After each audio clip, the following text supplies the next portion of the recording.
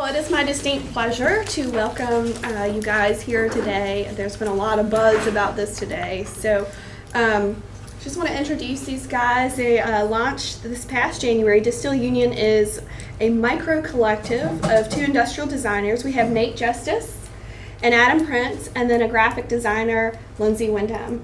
Today they'll be sharing an in-depth look at the product development process, including product design, prototyping, manufacturing, marketing, and a dash of crowdsourcing and crowdfunding.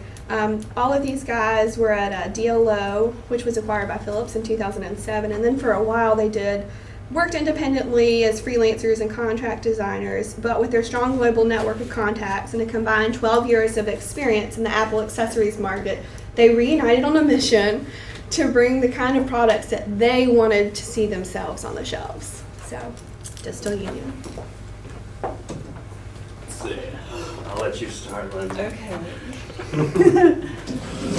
Thanks everybody for coming, and thanks to the Digital Corridor for having us.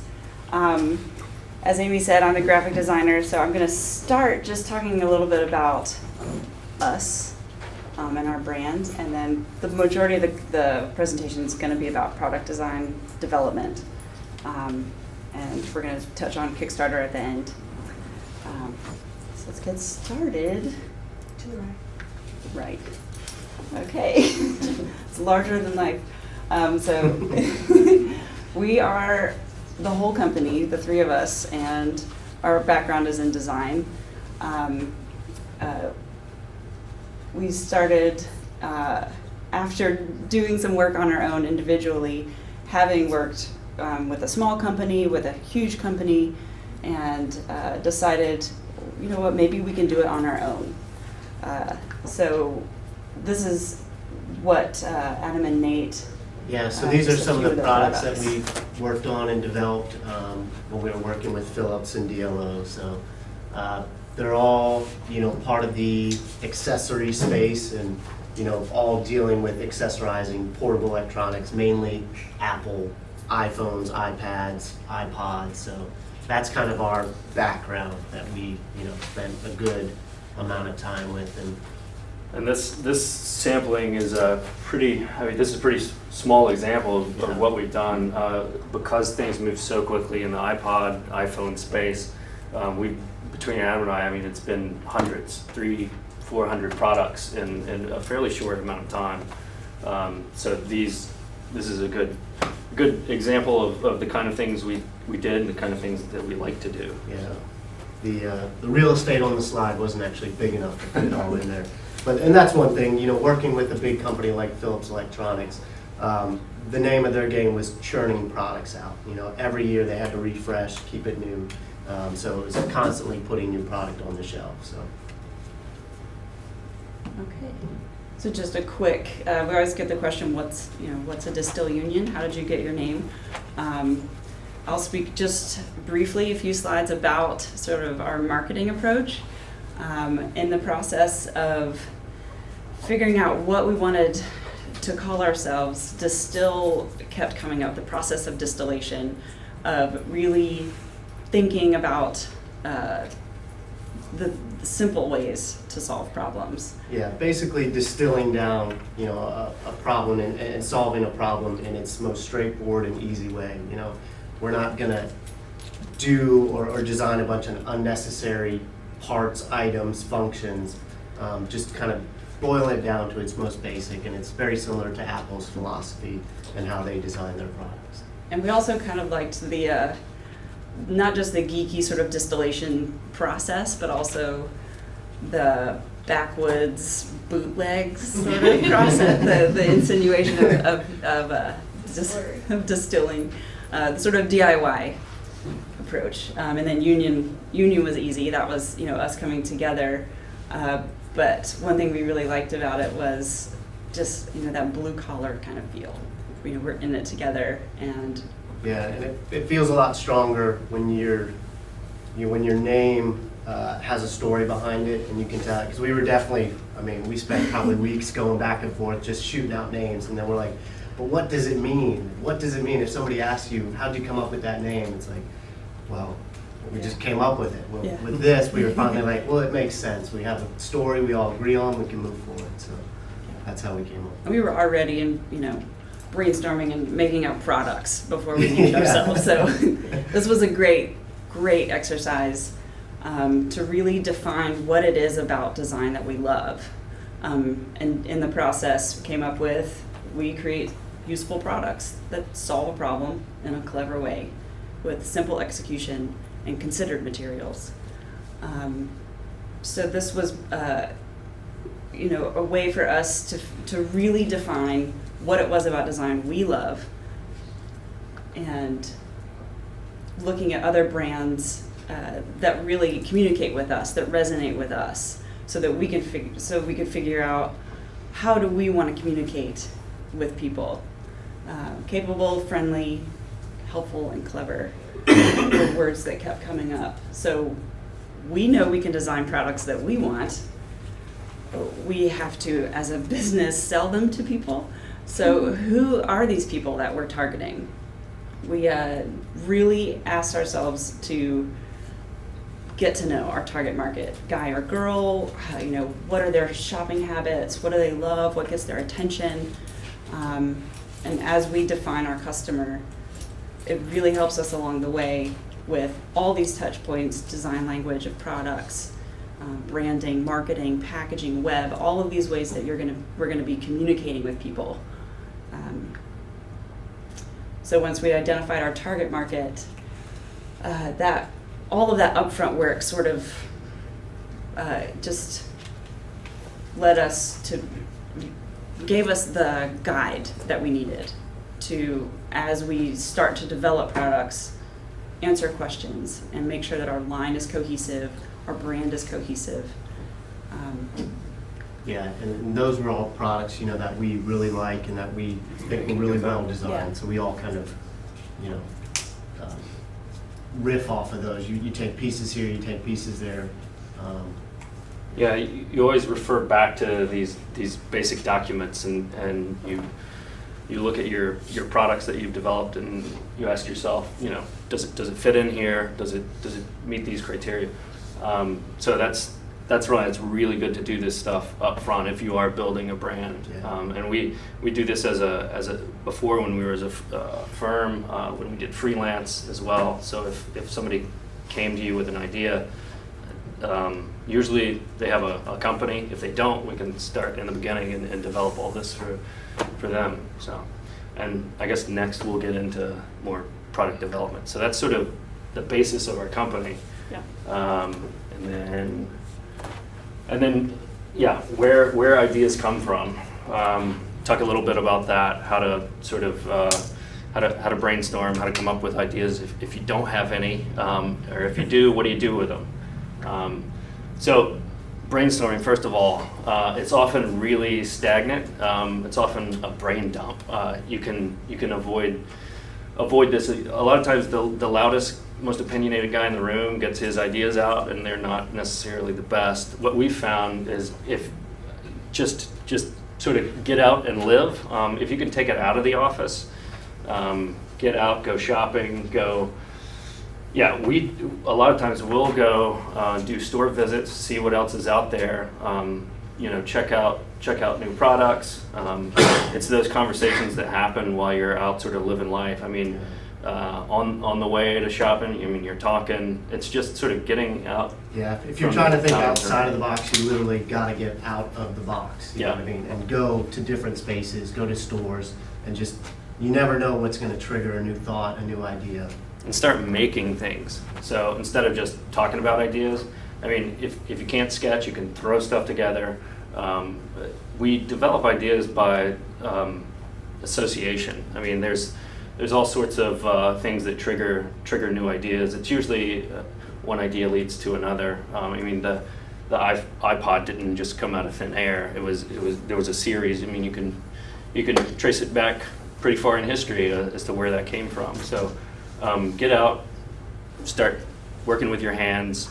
You'll get a lot more ideas that way. Yeah. Also, if you have an idea, go check these places out. You can mock anything up here, and that's super important. That's super. that's a great way of avoiding expense down the road. So prove your idea first. It can be really ugly, and I'll show you some stuff later. It's really ugly. But yeah, if you're stuck in the conference room, there's some different ways. You've probably seen mind mapping. Again, it's like word association. So iPhone 4, you start off with that and then just sort of build off of these words. And it really helps to sort of guide the brainstorming. It's not then a brain dump. Yeah, it's a little more structured. Again, research, if you're stuck in the office, there's a lot of good resources online. You can do competitive product analysis. There are tons of reviews, which are great. Yeah, those are really great for consumer insights. They'll, openly tell you on these websites, like, this product sucks because, or this product's great because, or I wish this product did this. And it's a real easy way to figure out what's going on and what people are thinking about a product. And yeah, it's free, it's easy, it just takes a little bit of time, but it's, Gather that, find out what those pain points are, and then solve for that. Because at the end of the day, we're solving puzzles. we're solving problems. And then scenario mapping is a good one. It looks dry here, but it's essentially storyboarding. So you're walking through, and what you can do instead of just in the conference room, actually go out and put yourself in the scenario and walk through it. Take pictures of that. You get ideas just moving through the process. And then, this is more fun to storyboard the actual idea. So it's sort of, the visual manifestation of that. So out of one of those, you've got an idea now, or maybe you skip that whole process and you've got an idea. Now what? So get it down on paper, whether it's written. We've had clients come to us with notebooks full of just written out descriptions of what they want to do, what they want their product to be. The important thing is record that, get it down on paper. That's sort of your first. We do a lot of sketching, visualization to sort of. This is how we sort of take notes and work through things. Those will be presented. These are sort of rough models. This was actually this idea turned into a real product. One of the things, this was actually developed before the iPhone came out. This is actually a prototype of the very first iPhone. It's right here. We actually scared Apple with this. We took it to them and they asked, "Wow, how did you get a hold of that?" We just did a prototype off of pictures that we'd seen on the internet. So this was actually before the iPhone came out, but the wall dock started off as an idea, basically taking cords out of it. So you always have this little unit gets your phone or your iPod at the time off the floor. But you see where it started and where it ended up. There's a lot in between, but go ahead, mock it up, just hacked this together. And then eventually it turns in after sketches, after all sorts of prototypes. Definitely a lot of refinement. Yeah. And so, all those sketches you saw before, we usually, present those, they're evaluated, and then, some of the ideas are thrown away, filed away. We'll think about that later. They might spark something else later. Then we develop those further. And then we move so quickly. It's often like whiteboard sketch, lots of whiteboard sketches, and then we'll talk about it quickly, and then move into CAD or modeling with foam or something. Because the tolerances we deal with are, fractions of millimeters. So until you really get into the computer modeling, that's when you really figure out how parts and pieces are going to fit together, and really what your volumes are going to look like, or what your what your scale is. Yeah, for instance, this one, we started off with a driver that we had to use, a speaker that we had to use. This is a little portable speaker. Yeah, we've got some prototypes here. And this was a redesign for Philips.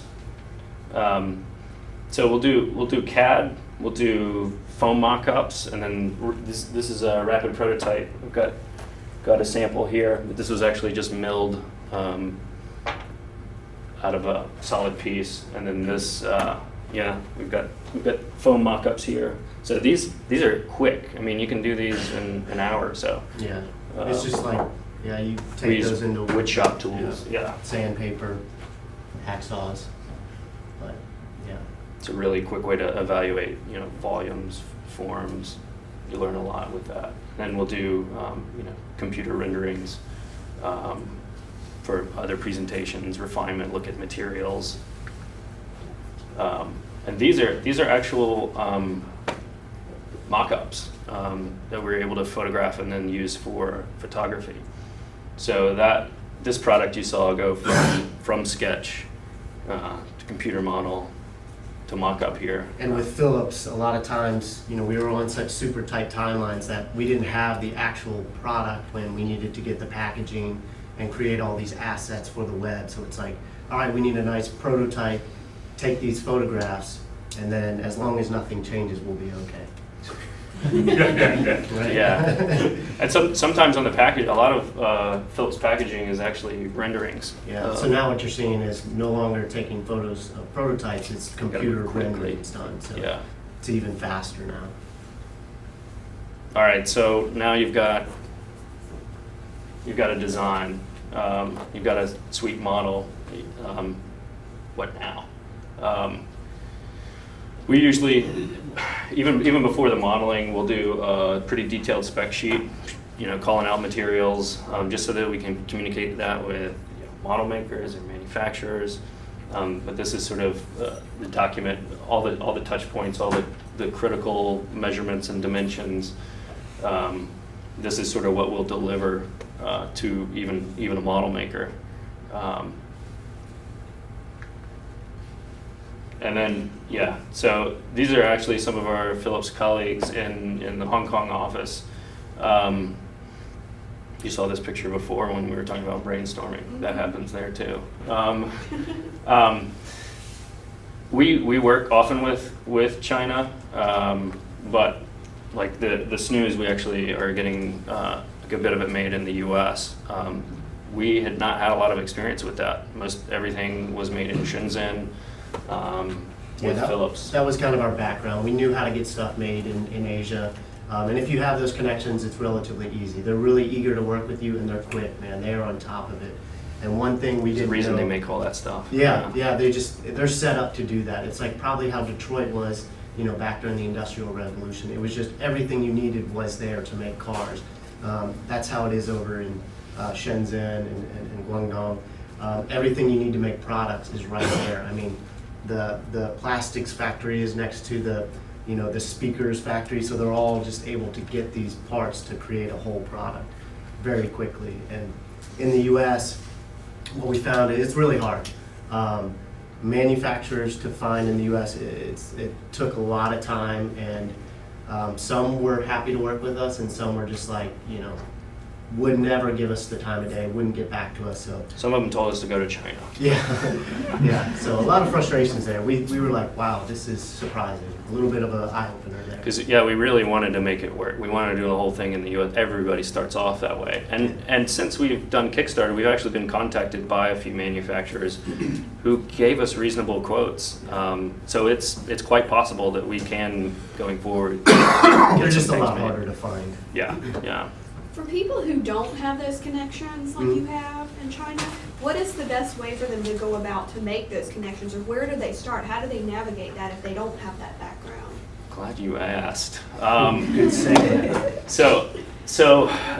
We were asking ourselves that last night because, at Philips we had all those connections. What did we do when we had to source in the U.S.? We started at places like ThomasNet. Which is a registry of like all the manufacturers you can imagine. So type in, like, say you've got a product, a widget, and it's got a gasket.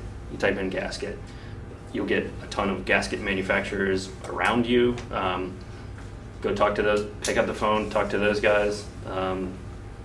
Start that conversation. That's what you did with the wood. And how many wood manufacturers did you go through? I like 50 to 60. Just contacting and going through a list. It's a lot of work. Everything from cabinet manufacturers to people who created just little tiny wood things. And I was just like, can you do this? No. Do you know anybody who can? And a lot of times, you know, they'll be like, I can't do this, but maybe try calling these guys. So, you know, it's kind of like a domino effect. And after a while, finally you get to somebody and you're like, thank you.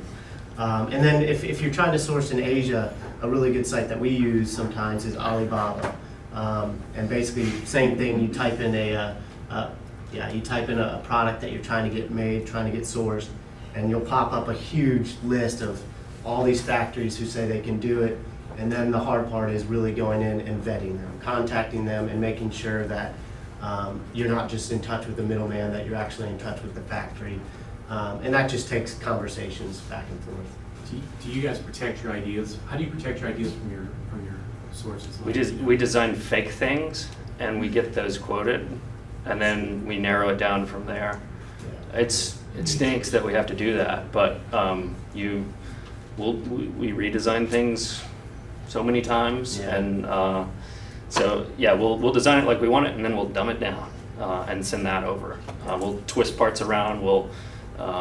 So the idea is there, the processes are still the same, it just doesn't end up looking exactly like it. So it's purely like an ID change, not necessarily a functional change, or Sometimes a bit of a functional change too. We'll hide some of the functionalities, but we'll just do it in a different way. They're still there, it still needs to have this type of functionality, but it's just been reorganized in a different fashion. So if you're looking down at a checklist, all those elements into making this product that we need to do are there. So really, that's part of the vetting process. Like, can you do this? Do you know how to do this? Can you make this happen?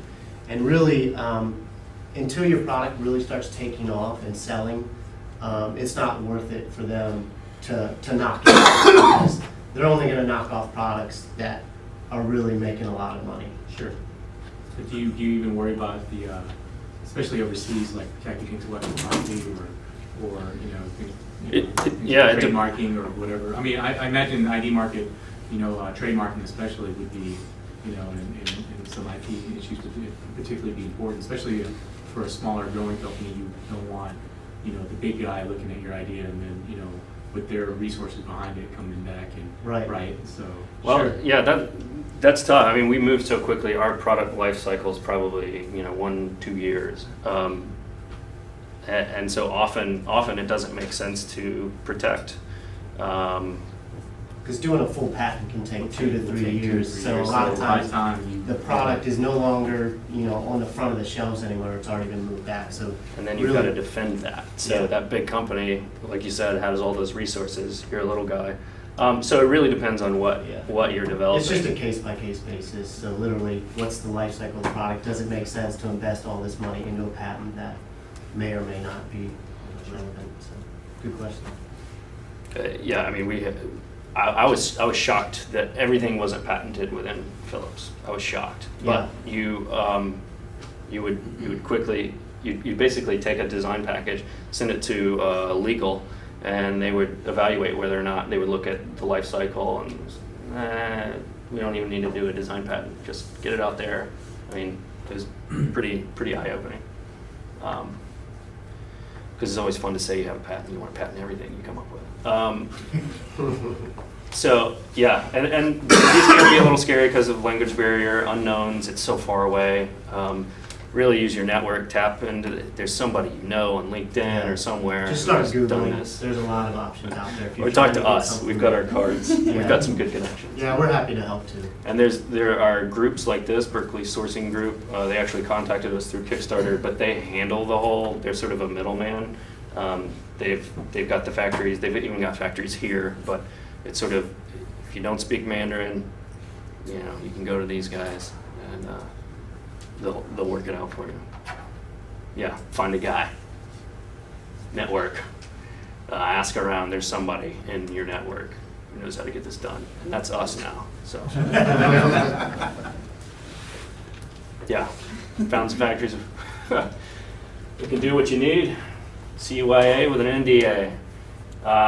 We always start with that, send fake products, get quotes, compare those. I mean, like Adam said, we contact 50 factories. In the US, we didn't worry so much with knocking off, but NDAs, we had to put that in there. Yeah, non-disclosure agreements, it's pretty standard in our business, so. Yeah, compare, and then get real with them. it's in the real stuff. You'll get them to sample. They'll work with you on that. They want your business. Sometimes those are expensive though.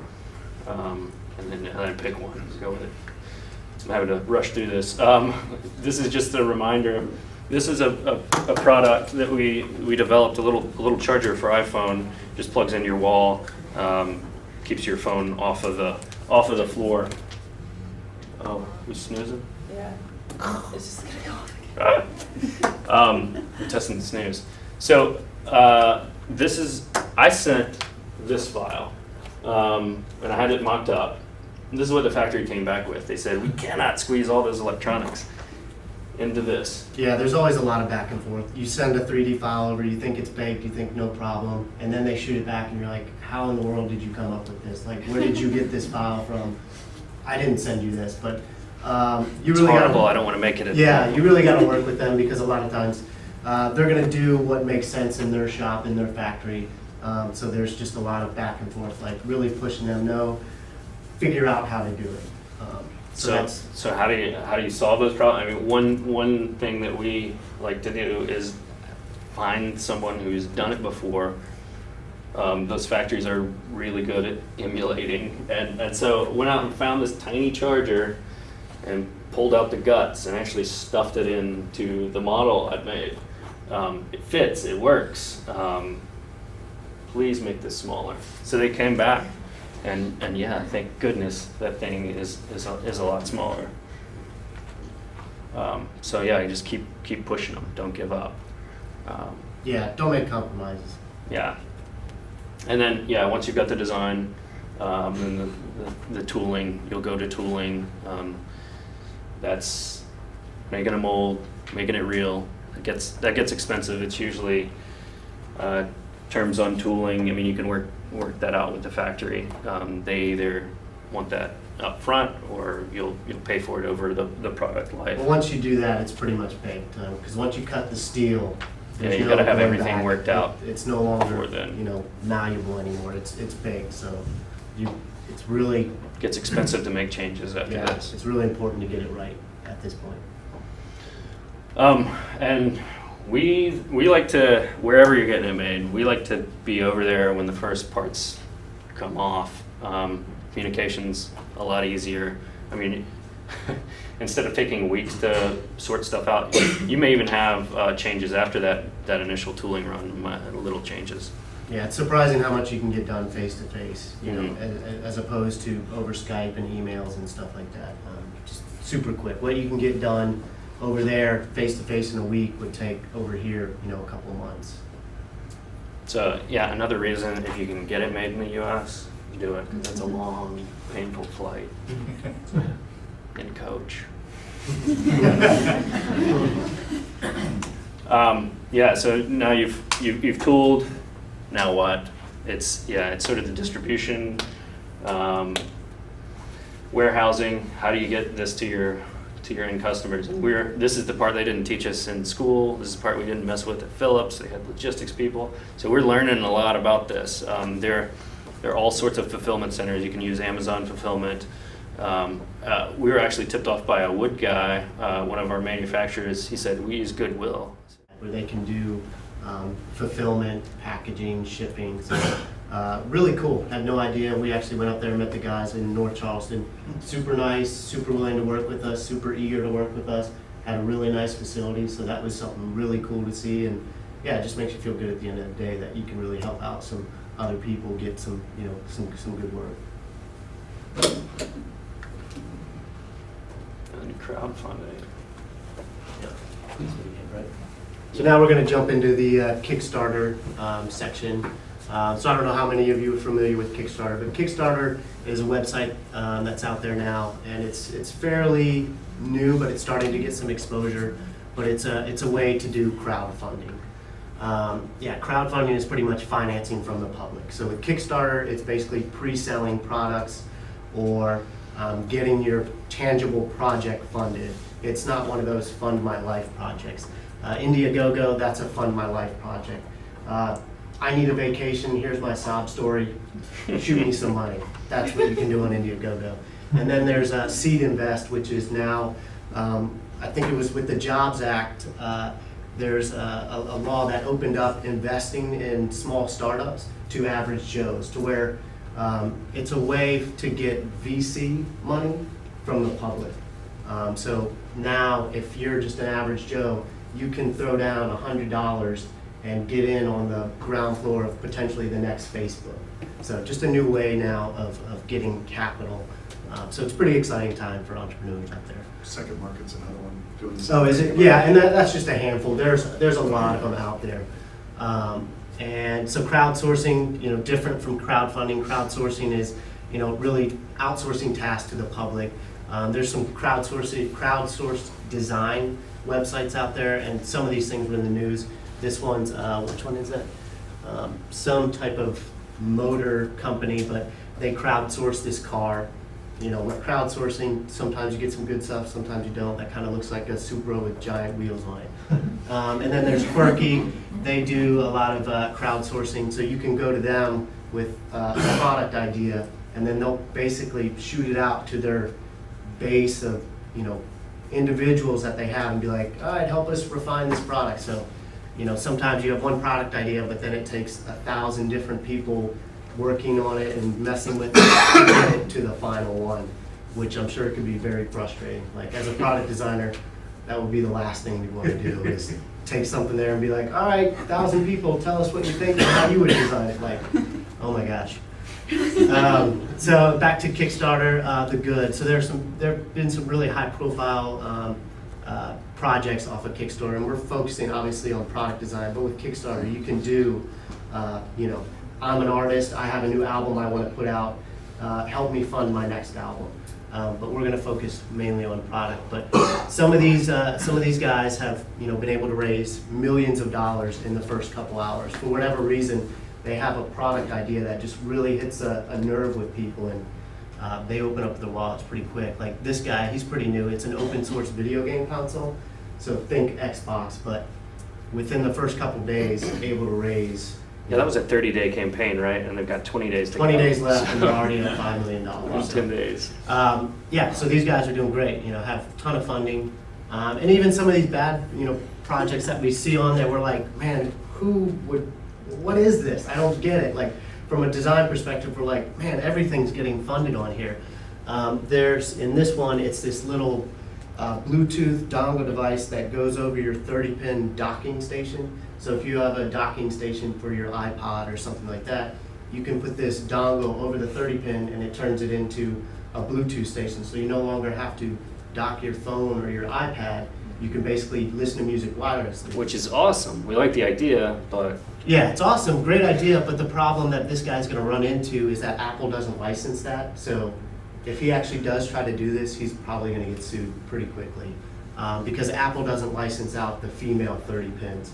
So that's gonna be an issue that he's gonna have, and that's something that Kickstarter needs to do a little better job of vetting, because legally this guy can't sell that product and provide it to these people. And then this little guy, it's some little USB light notification thing. You got a Facebook message, bing, it lights up. Enough people could relate to that, and he's raised almost $80,000 and still has 24 days to go. So it just seems like there's a ton of money out there, right? Everybody's opening up their wallets. You got a product idea, throw it up there, it's gonna get funded. It's a lot of work. What we found is, it's a full-time job maintaining these Kickstarter sites. You have to generate all the upfront assets that you're gonna have on your Kickstarter sites. Video, copy, imagery. So that's a lot of work in itself. And with us, luckily, we're able to do a lot of that in-house. All of our videos that we shot were done with our iPhones. So we had no idea, never shot videos before, never edited videos. We figured it out. So you can too.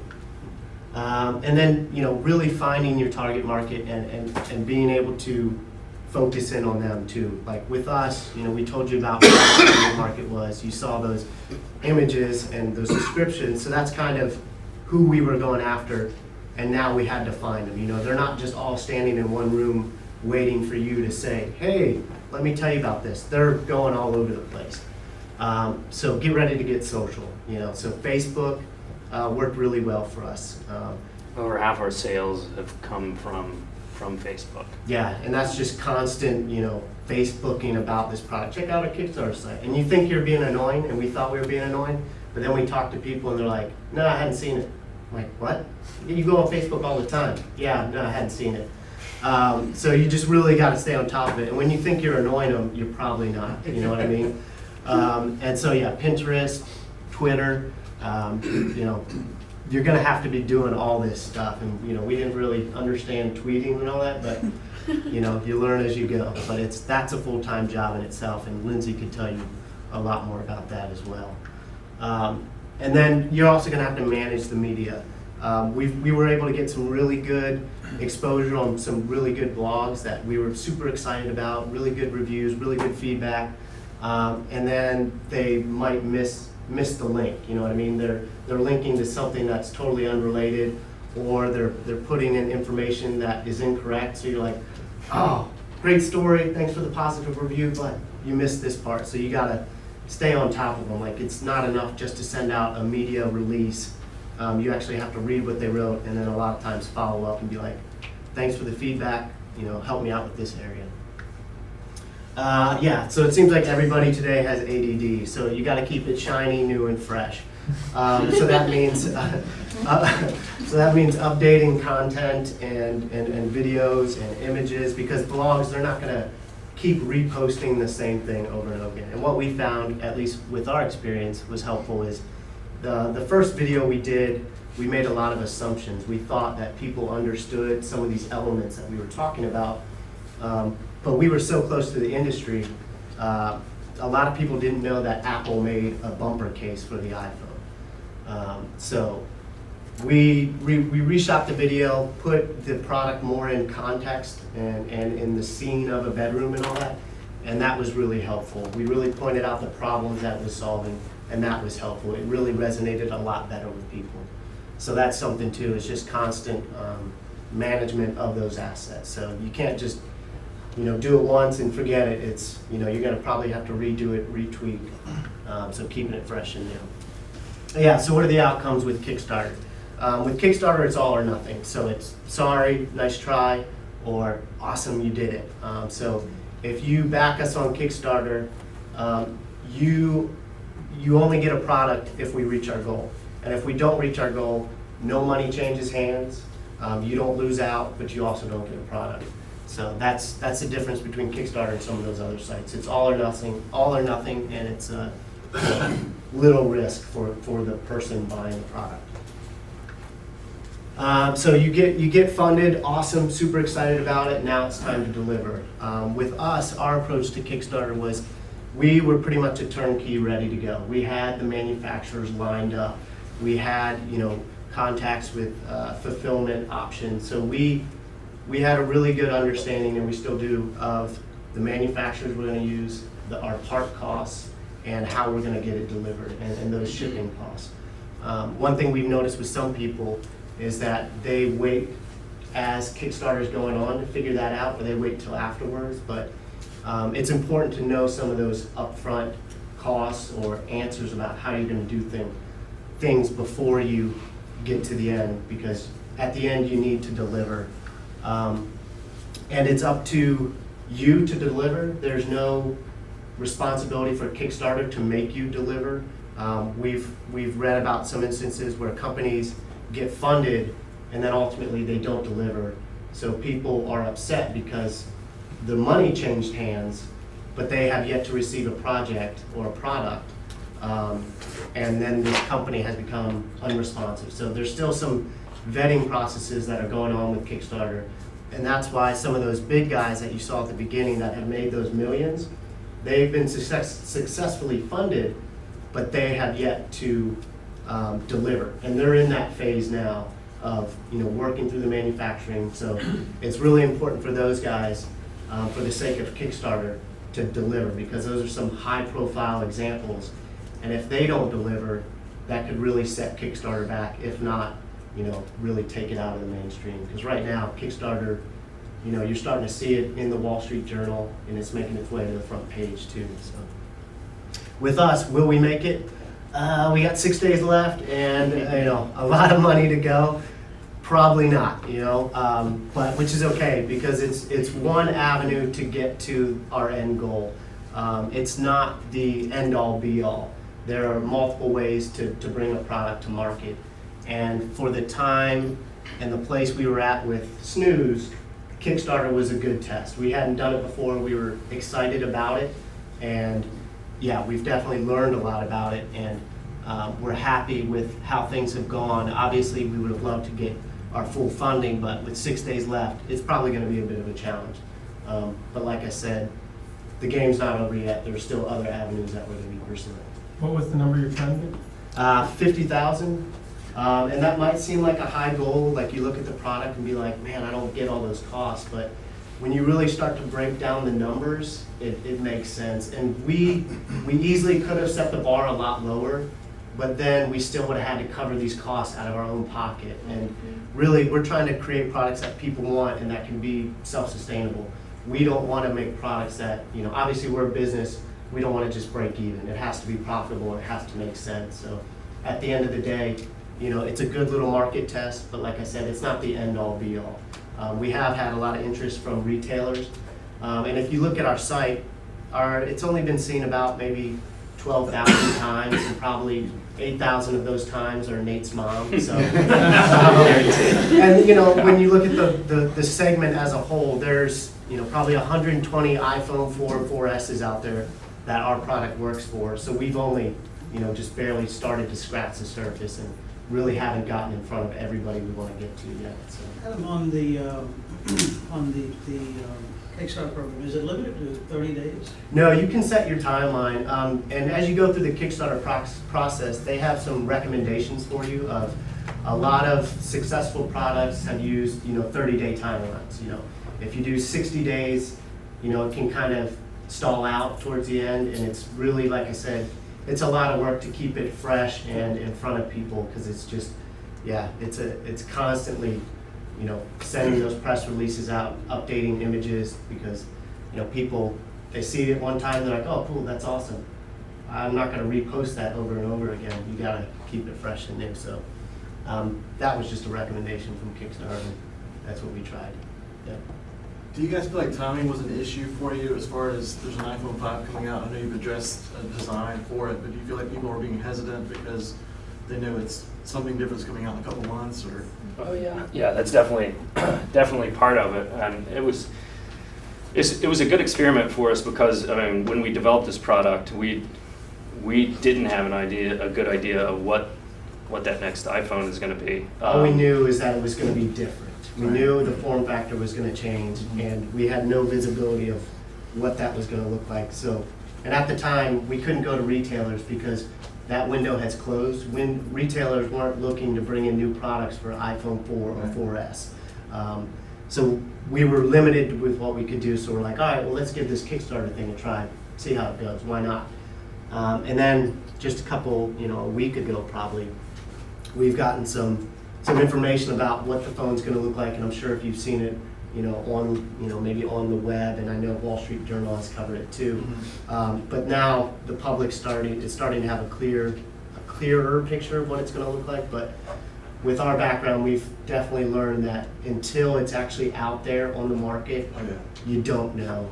So we've had to wait a little bit and hedge our bets, and so now we could actually go to retailers and be like, hey, we can make a product called the Snooze that is made for iPhone 5 but is also backwards compatible with iPhone 4 and 4S. So now our target market, or the market that could use Snooze, has grown even bigger. So we see that as a positive. Yeah, good question. Any other questions about product design, Kickstarter, Can you crowdfunding? repost to Kickstarter if you don't make your 30-day mark? Or? Yeah, you can. Like redo this campaign? Yeah, you can keep redoing campaigns and tweaking them as much as you want.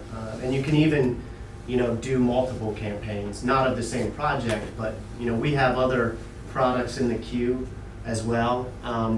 And we could have done the Snooze and some of these other, gadgets and gadgets. But We've kinda driven glad- ourselves crazy. Yeah. I mean, we were talking about it last night, how much time estimated have we spent on this? And, Yeah, I mean, it's Definitely turns into- 300 hours apiece. yeah, it definitely turns into a full-time job of just managing it over the Yeah. life cycle. But how much of that do you save now that you've got one under your belt?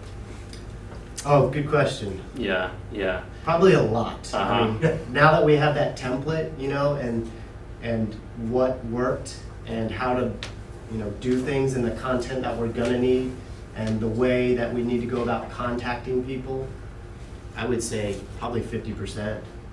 Yeah, most of this was an education. I mean, it's been invaluable. The PR stuff that you've done has been incredible. I mean, we've gotten more buzz about this product than any product we ever did with Philips. Philips marketing machine just often didn't touch accessories. So we found that with Twitter and Facebook and contacting somebody, picking up the phone, that we can actually get word out there a lot better than a giant corporation can. And that's really cool when you start seeing, blogs like Mashable or Fab, pick up your product and be like, oh, we totally dig it. Like, oh, such a great feeling. So. Weren't you guys profiled on Kickstarter as projects they liked last week? Yeah. That's yeah. I'm sad to hear you're not gonna make it. These things. It's not too late to go on and order one. I did it. All right, Another one. thanks. Exactly. I want one of these things. All right. It's like, every day I put the phone in a little holder. That's our market too. You I don't go have to a get case? it and it falls out, or my son knocks it off, and this would be perfect. Just Actually, Amy didn't tell you that part of coming today, it's a requirement that you have to go sign. No, we only want people who actually want the product. We're not looking for handouts. It is a good market test in that Does respect. Kickstarter charge you whether you meet your goal or not? Only if you meet your goal. Kickstarter takes, I think, between 3 and 5%, and then Amazon, which all the payments go through, takes about 5%. So Yeah. at total, you're looking about 10% will be taken off the top if you become successful. And that makes sense because they do have to do a lot of work with their platform and their interface to keep that maintained and up there. And it was super easy to interact with and change out images and update content. Like, they have a really nice platform. And that's it. I guess this is for all three of you guys, and this is a little separate from the Kickstarter, but as you've gone through the design process, you guys are, when three of you guys, as a union, you're pretty creative. But, there are a lot of sort of creative people in this town, and probably limited to about three.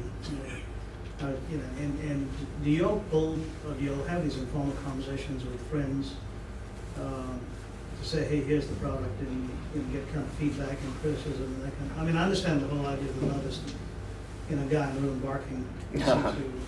So I get that. I mean, I'm just curious as to, How I do you sent vet our it ideas? to two friends Mhm. who I have a great regard for, and there was some feedback. Right. One very positive, one neutral, Mhm. bordering on negative. So I'm just curious as to, and for those of you guys who know me, I mean, I don't know any other bad stuff. I'm not interested in good stuff. So, do you all do that, I mean, informally, because of your relationships and stuff, or, I mean, so Yeah. it's like having a board of directors, which is non-binding. Mhm. I really want you to, I want to know what you think, and I'll go from there, so being autocratic in how you implement. So Yeah, I'm just sure. curious. Yeah, we have a really good network, folks that we worked with in the past. We'll bring them by the office. We've shown a good many people some of the prototypes. I mean, we've got sales guys that we talk with. They're really honest. And we have a very specific target market. Like, this is a niche product, and it's not for everybody. And we know that. We know it's not for everybody. And I think that's one of the things you need to do nowadays in order to be successful. You can't design for the masses all the time. I was reading an interesting article in the Wall Street Journal about the iPod, and they were saying if Apple launched the iPod today by today's standards of success, it would be a great failure just because of those sales numbers. So it takes time for the masses to come around, but if you really carve out your niche and go after them, they're going to be your greatest evangelists, and eventually the masses will come if it's a really good product. So I think it's important to understand who you're designing for and get feedback from them. And yeah, you want to get feedback from as many people as possible. And then at the end of the day, you're taking a risk. There's risk involved, but there's ways to mitigate that risk. Like we haven't gone to tooling or anything. Back in the day, you know, a way to bring product to market was, you know, you actually have to go all the way to tooling to final packaging. So it's like, here's my product, you know, I have 5,000 waiting and ready, do you like it? And they're like, no, it's terrible. So then you're like, oh, well, I gotta put them all up in the attic now. But now, you know, we're able to, we're able to get feedback and sell off of renderings, and we can get mock-ups made. So the capital investment is a lot lower to get a product approved or into retail or, you know, taken to the public. So. To that point, I wonder if Kickstarter and this kind of concepting is going to improve the quality of design and products, because people can go through this phase without investing in the tooling, or they would have an idea that they would never be able to bring to market and get feedback on because you'd have to go to tooling. Now people will be able to put that out there and start to churn the feedback from the market itself, saying, hey, we like these things. Like, you know, looking at this was something. When I get that Kickstarter, these are things we like. This is one of 3 that I've actually funded because I like the design, I like the usability. It has purpose and it's unique. You know, it's a little bit different and quirky in the sense of as its application. People are like, this snooze button, really? Well, yeah, sure. But you get to try this. You go, okay, well, maybe what was it that the market didn't like or wasn't able to bear out your request for goal? So I think it's going to be interesting to see, because now people can actually churn things out from a design phase. As I'm a filmmaker, is what I do. And from filmmaking standard, being able to have the tools out there, people shooting on the iPhone, things like that, a lot of my colleagues were like, oh, this is going to just make it, so many hacks are going to get into it and all that kind of stuff. I said, no, not at all. What's going to happen is this is going to churn out a lot of material. The market will bear out what is important. You're going to see content.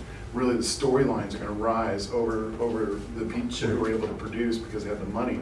And you know, the big blockbusters will still be out there. But now, those of us who are still kind of going through our days, trying to make our lives as filmmakers, we can do that. Sure. You know, so we've actually looked at Kickstarter for that kind of concept. Ideas that we say, well, maybe somebody has an idea for it or a like for it. Used to be called fan films. You know, things you like that, you know, aren't in production anymore. You could actually do it on your own. Right. You know? Right, yeah, and Kickstarter was really a fun market test, and we really had a lot of fun doing it. And it's like I said, it's kind of in its infancy, but it's starting to get out there mainstream. But you're right, there needs, you know, as it comes along, there's got to be a little bit better of a vetting process, because we've seen some, like I said, some products on there that, you know, we're able to look at and be like, man, that's going to be a challenge to get made at that price point. And you know, it's important to do your homework back there, but you know, there are a lot of really great, you know, products on there that have gotten made and, you know, and then gotten picked up by the Apple store. So,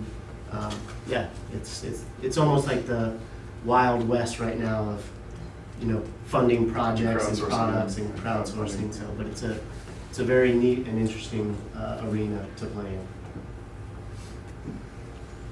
Other questions? Sure. Doing it all again, what would you have done different? Good question. That is a good question. Well, knowing what we know now, I mean, we started, like, PR approach would have been different. It would have been more personal. We did sort of a blast approach. Essentially, we spammed 6,000 people, and the click-through rate was terrible. Just pick up the phone, email, personal email, and it's those few major blogs that you get on that it's just going to spread organically. So that's been important. So yeah, we would do that differently. We put a ton of time into assets, and we get frustrated when we go back and we see somebody with this really rough video, and they've raised, you know, $500,000. I mean, so a lot of it's getting an idea that resonates with people, presenting it in a clear manner. I mean, we started with a video that we all liked, and then we had to tweak it because not everybody got it. We had to almost lay it out infomercial style. Mm-hmm. Like, this is the problem. I don't know if you saw the latest video where. No, I just saw what was up last week. Okay. So yeah. Basically going through the scenario, the problems that you have in the morning, that you know, turning the alarm off instead of snoozing, the cord falling off. We have to like lay that out. So we have to be super clear. Next time, we'll be super clear as to what the problem is and how we're solving it. What was the time cycle on from your concept to going through this? When you first let the public be aware that you were working on this kind of product until you were actually going through the kickstarting phase of it? This is just 30 days, of course, but you yeah, I mean that was this. the intro to the public. Mm-hmm. We've this had was? Yeah, Okay. we've had conversations before that with our network, but that was certainly the intro to the public. What's your opinion then on letting the public awareness build on products that are in development? One of the other products I'm following right now is Lit Motors. I don't know if you're familiar with those guys. They're building an electric motorcycle essentially with, cool. with a cover on it called the C1. But they're continually churning the public awareness of it, but they have yet to really get to a workable prototype, and it's been 12 months. They're still saying they're about 12 to 14 months out. Now they're keeping it fresh, and they keep getting hits from sites like Device and Wired and stuff like that. Yeah. But after a while, I think there gets to be a fatigue when you're going to go, okay, we got it. When are you going to start bringing this thing out? Turns into vaporware. Yeah. It's never going to get. You just get the feeling they're having funding problems and they're never going to get to, release. Right. Yeah, and in our market, at least accessories, we like to hold back until we're ready. We were even scared to release this on Kickstarter because, companies can move pretty quickly to emulate. And that's why we went with the approach of the turnkey operation. Yeah, be ready to supply. Yeah, we had everything, all our ducks in a row. So if it went gangbusters from day one, we could have turned the key and then started. Yeah, we were ready to go as soon as we launched it. So hindsight, would you take that approach again? Would you go a full baked model or MVP kind of model?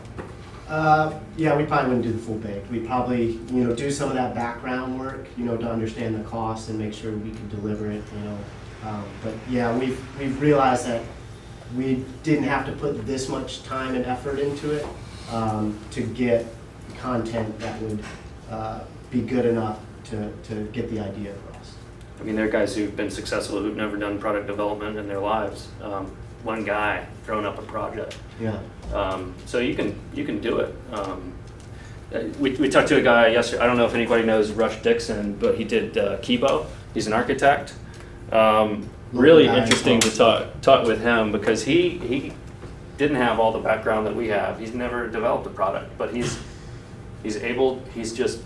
figured it out.